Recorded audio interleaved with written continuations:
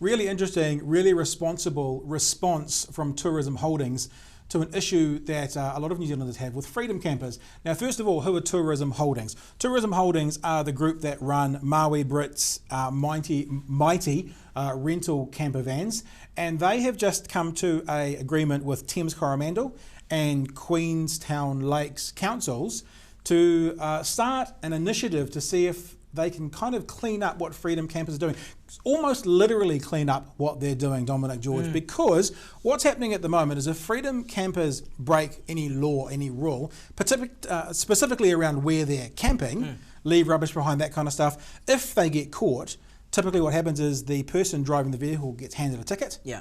And then they never pay it. Of course they don't. So why would you? Well, yeah, but unless you ever want to come back. Here in Dunedin at Warrington Domain, this has been a conversation for the last 12 months or so, with literally thousands of freedom campers causing mayhem there. But Tourism Holdings have come together with these councils saying, look, we'll trial this idea, and the idea is, they're no longer going to fine the driver, they're actually going to put a fine on the vehicle. So that basically means that Tourism Holding will be the ones receiving the fine, not the driver. And of course, as you'll all know, when you rent a vehicle, you have to hand over a credit card. If you get a speeding ticket or something like that, then that gets taken off your credit card. So in other words, if you get a fine to the vehicle, it'll be very easy for Tourism Holdings to then basically pay the fine and get the money back from the freedom camper. And again, kudos to Tourism Holdings, because they've agreed to trial this out in these two districts, one being, of course, up the hill there in Queenstown. Yeah, and I think it's a really good initiative, because you're right, it's been causing mayhem in certain parts of this region and the country as a whole as well.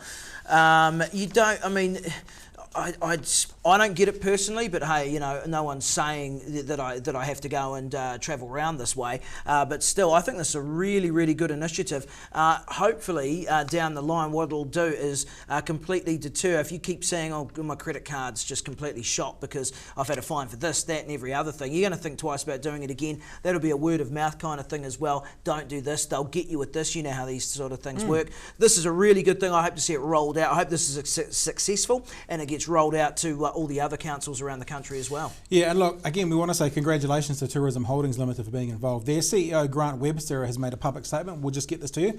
He says this, quote, "We believe in the benefits that motorhome tourism brings to areas that are off the mainstream tourist routes. We have taken a strong educational approach to responsible camping to date, ensuring customers have the CamperMate app at hand that informs them of all improved and designated overnight parking spots, commercial campsites and dock sites. We are now happy to work with councils to take this a step further and help collect infringement fees for those that ignore the wide range of approved overnight options available to our rental motorhome customers."